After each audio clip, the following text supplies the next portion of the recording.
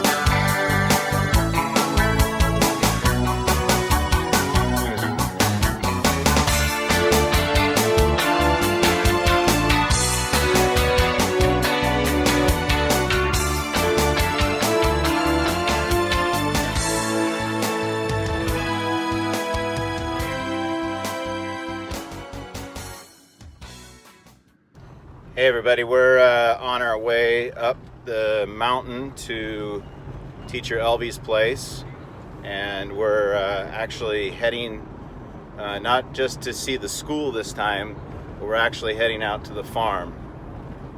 We have some stuff we need to take care of with Elvy, and so we thought we'd take you along with us today. And yeah, and look, Marianne joined us today, so we're excited about that. It's not just me and Andrey this time. Yeah. So I hope you enjoy the journey with us. Yes.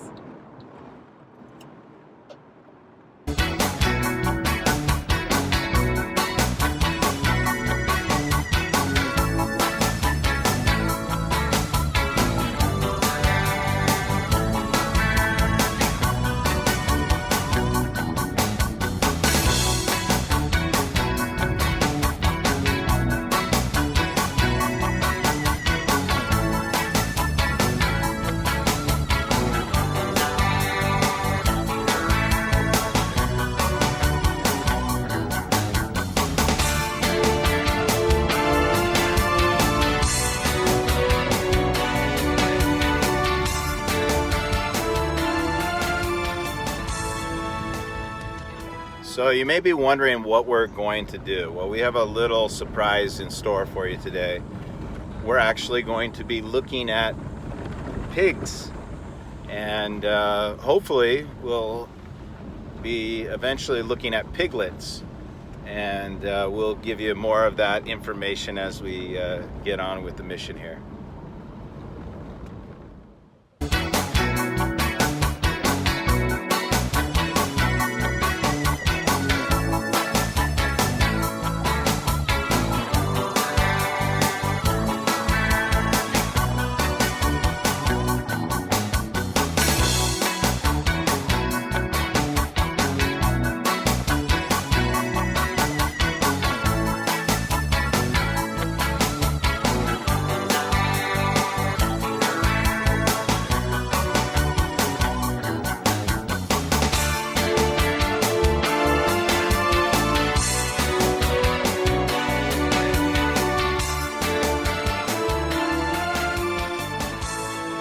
Hi guys, so anyways, we are in an area right now, I've showed you some of that footage already, that used to get really muddy, and they are putting in a new road.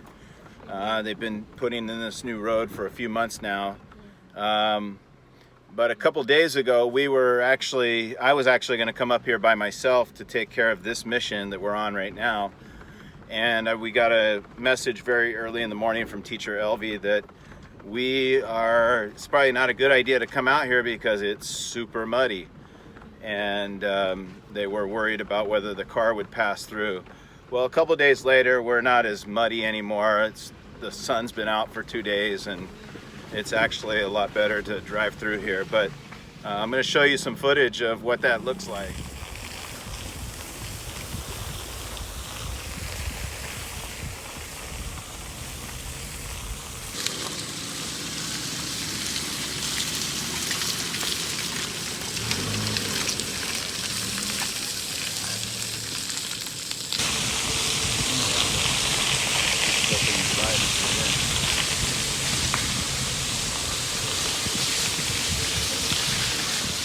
this is the part that they were nervous about for us right here by the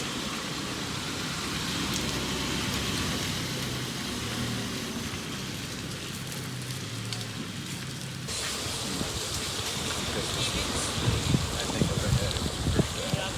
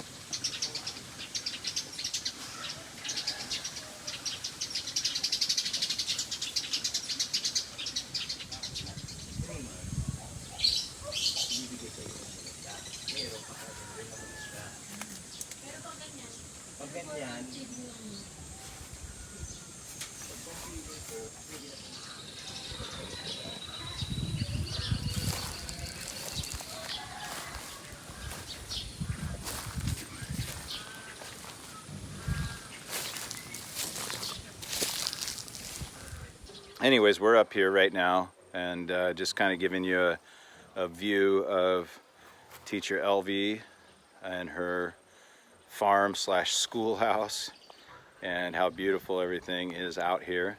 And this is in what we call upper Antipolo, which this is really upper because this is up in the mountains. And this is where people have farms like this where they grow vegetables, fruits, all kinds of mangoes up here. Of course, you saw the pigs already, so we have pigs on this farm, we have chickens on this farm. You'll get to see some video of the chickens as well. And in fact, today somebody's celebrating their birthday and they've actually butchered a baboy or a pig so that they can have a birthday celebration. So we're going to be here for a little bit talking some about some of the stuff with the school, and we're going to be talking about the future of our little surprise, and that'll come up in just a minute.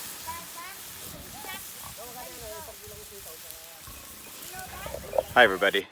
So here we are in the pig pen. You can see the pig right here behind me. Andrey's over there saying hi to the pigs, and we've got pig pens over here.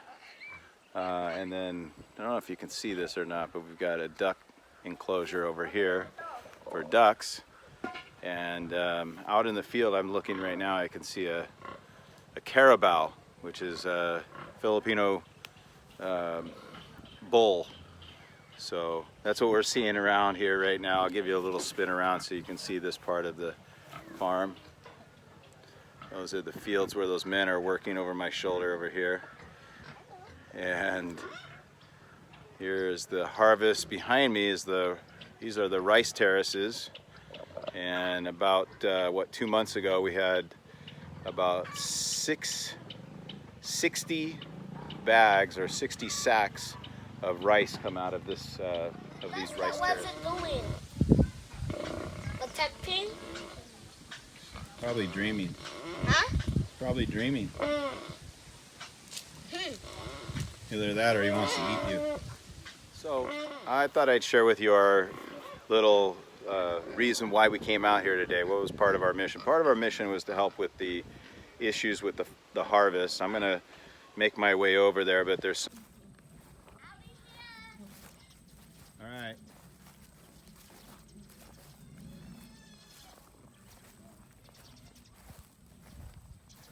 Some squash that's being grown out in the field, and it's almost ready for harvest. I think I mentioned already, it's about a month away from now they'll be harvesting that.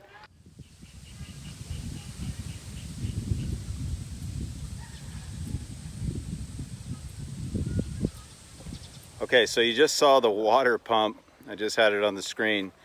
We're actually going to be helping with that water pump.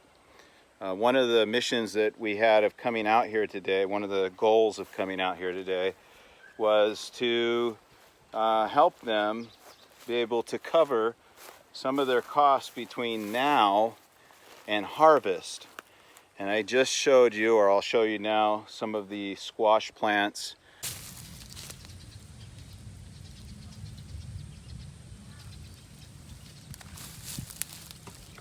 And then on the other side where the men are working, I think they're right behind me over here, there they are. They're in the field where the pakwan, or the watermelon, is. And what they're doing is they're weeding, and the pakwan is very small. I showed you some, or I will show you some on the screen. Those plants are very small right now, but they will be ready actually the middle to the end of May. So that's about a month, month and a half from now. And getting back to the water pump is obviously a water pump. It sucks the water up from the well. Actually, they have a stream that's right here, and I'll show you the stream in a second. So right behind me, right over my shoulder here, my right shoulder, you can see the water in the creek. And this is a creek that comes from the mountains that are up above here. And it flows all year round. I think, in fact, we're in the hot season. Normally you would think that that wouldn't be there in the hot season, but it's there. And it usually runs all the way through the hot season. During the rainy season, of course, this area is very high and very flooded. And so this is how they get their water into their crops. And this is how they get the water up onto the rice terrace in September when they start planting in September. They'll plant in September and harvest the rice in January. And it's this water right over here that allows them to do that, and it's that pump that's right over there, over my shoulder, that pumps all the water up. And one of the things that they were struggling with, one of the things that they were stressed about was, do they go out and spend the funds that they have now for gasoline for the pump? And that's what the pump, how the pump comes in.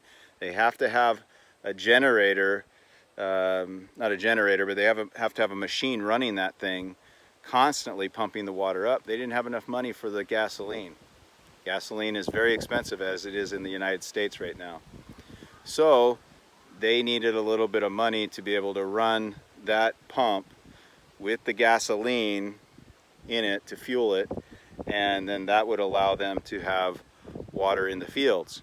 But they had to decide, do they feed the pigs, do they feed themselves, or do they sacrifice feeding the pigs and feeding themselves and buy the gasoline? And so that was their dilemma, and that's why they contacted us. But they also needed help with fertilizer. They've got to put fertilizer down, apparently the last month and a half of growing, so that the plants will grow to robust size and allow them a huge harvest.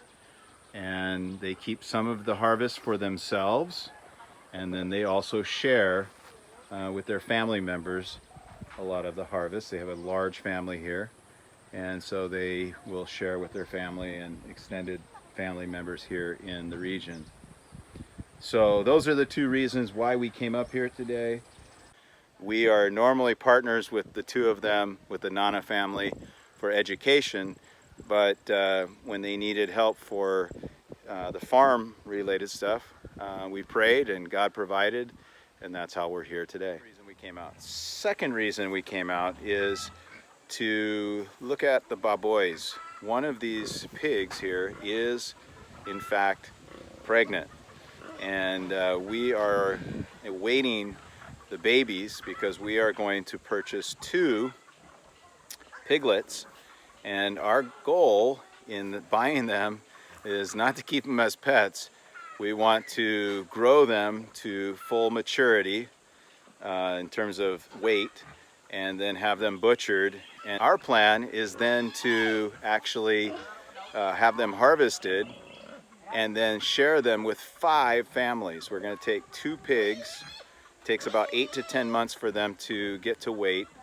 Now you might be thinking, okay, so you're going to feed 5 families. That's great for the 5 families, but what about for everybody else? Well, we hope to learn from these 5 families, of course, or from these 5 families that we feed, how they use it, how much they can use it, where they can store it. We're going to learn about that. but we also hope to learn about raising pigs. And if it's successful, we want to multiply this. The following season, we could see the possibility of doubling the number of pigs and growing this operation. Now, what's the ultimate goal? The ultimate goal is to get the gospel out. So when we deliver the pigs, we deliver the meat to the families, we're going to be there ready to share the gospel. It's not going to be just drop off, see you later, we're the local butcher, bye-bye. We are actually going to share the gospel, and we're going to build relationships with community members here. We're going to build relationship with people so that, number one, the gospel can be heard. Number two, we want to let them know that our school is here. And if they have a 3 or a 4-year-old that they would like to come to a free, tuition-free Christian school where their children can get early education, where moms and dads can have a couple hours available to them in the morning or the afternoon to do the things that they need to do while the children are in school, we're available. Hope Heals Christian School is available to them, and we want to get that word out. The third thing that we want to do is let them know that we're in the community to help. And we have programs out here where we feed children and we feed elderly people in the middle of the day. We want to let the people here in the community know that that's available to them as well. So it's not just 2 pigs, 2 piglets turning into meat for 5 families, but we hope to impact the community through this type of ministry. We want to thank Teresa and we want to thank Keith for being part of a prayer and answering of a prayer that we've been praying for a few days. And it comes down to trusting God and listening to His calling and listening to His nudging at your heart. And when you do that, then a harvest can take place and water can be pumped out of the creek behind me, and these fields can be flooded with water, which makes these plants grow, and these plants are going to feed hundreds and hundreds of people in the coming days. And so that was our mission today. That's why we came up here today. It took us a few days to get out here. Imagine this all started a week ago with a text message, and it took us almost a week to get out here. That's waiting on God's timing. That's waiting on the mud to turn to dirt so we could drive through this area and drive into this area. And again, that was all weird because this is not the rainy season, this is the dry season, and we normally don't have any rain this time of the year, but for some reason we had some rain this year. So anyways, that was our mission today. We found out some other things about pigs today that we're super excited about sharing with you in the coming days. It looks like we'll probably be able to buy a pig or 2 piglets in probably May or early June, depending on when they're born. We actually have 3 pigs over there that are pregnant, so we'll have plenty to choose from to grab 2 pigs out of there. So that's the coming videos. That we'll have videos on that in the future. You'll get to see all of that stuff. But we just wanted to thank you for watching, and don't forget to hit that subscribe button. That's really helpful to us on Rumble and YouTube. If you're on Facebook, please press an emoji, give us an emoji, and give us a comment. We love comments.